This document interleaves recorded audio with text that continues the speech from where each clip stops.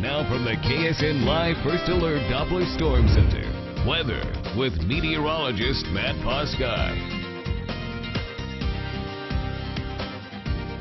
And welcome back to the KSN Storm Center. We have storms, just not in the 4 states. We've got a couple of them that have been circling us here, and that's what we have outside right now. In fact, as we take a look outside with our tower cam, I had it pointed out over toward the Mother Nature's fireworks out there. We had some lightning off in the distance, but now kind of hard to tell.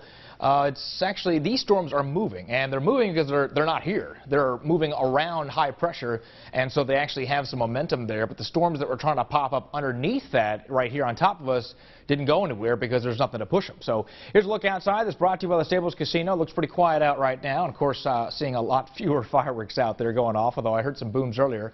Freeman Health Live First Alert off the radar for the most part on a clean sweep, but we do have a couple of lingering collapsing showers here toward Bella Vista. Now they're collapsing pretty quickly, so this may end up leading to what's called a heat burst. Nothing major, but it just means that the temperature actually might spike and the wind will kick up a little bit as these showers collapse. And if they do it fast enough, may even help to bring a shower or two outside of that, closer to Cassville or Bella Vista here, or Berryville toward the end of tonight before we get past midnight. So we'll see. The odds are against us actually seeing this stuff collapse fast enough for new ones to form. Those are called wake-low storms. But in the meantime, we've got a couple of showers there just on the other side of the Missouri state border, and that's about it. Heading through tonight, I think the model does a great job handling the placement and the coverage here. 11 p.m. Futurecast shows as we head through tonight, it all just kind of disappears there, even as fast as midnight. So it's likely. I would say as we get closer to midnight, if those showers collapse fast enough, as I mentioned before, it may trigger a shower storm outside it because what goes down in one spot has to go up in another. So we'll see. But I'd say it's fairly unlikely. We might be done for the night here. Temperatures right now in the low to mid 80s this evening. 83 right now in Joplin, 86 over in Grove, and 80 over in Nevada. The temperatures, of course, feel a little bit hotter than that, but honestly, not bad. You gotta love those summer evenings. They are pretty nice around here. And the next few days, check this out. This kind of looks like one of those absurdly positive sales charts, you know, where it's just like the profits go up from here. Yeah, it's one of those things. But that's our forecast for next week. Temperatures drop as we end this weekend, and then they just steadily tick back up again, just like we're underneath a pressure cooker for several days. Your forecast from your local weather authority. Tonight, we drop back down into the mid-70s.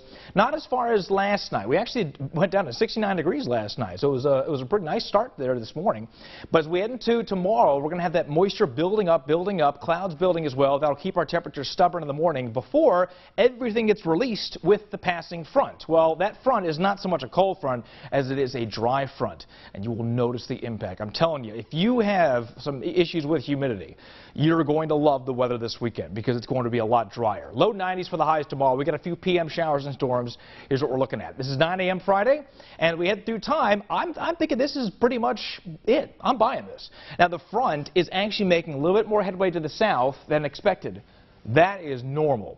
Computer models generally do not anticipate well the speed of a cold front, especially this time of the year. So as it pushes down to the south, it likely will have already passed through Joplin by the time we see some storms popping up, and maybe even Monette and Veneta, but we'll have to see. I'd say Grove, you got a decent shot, as well as Bentonville, of seeing some of those storms there. Then the rest of the afternoon is going to be pretty quiet out there because everything is going to be pushing back down to the south. So as we take a look now at the forecast going forward the next several days, well, not much rain chance there. We've got 10% chances for Monday and Tuesday. So it's a fairly quiet 7-day, but there are some storm chances. And of course, with the storms tomorrow, the way to stay ahead of that is to download the mobile app. Get that onto your phone or your tablet. And you can get the latest weather updates, track storms, and also it can potentially save your life if there's severe weather that threatens. I want to take a look at the picture for this half hour.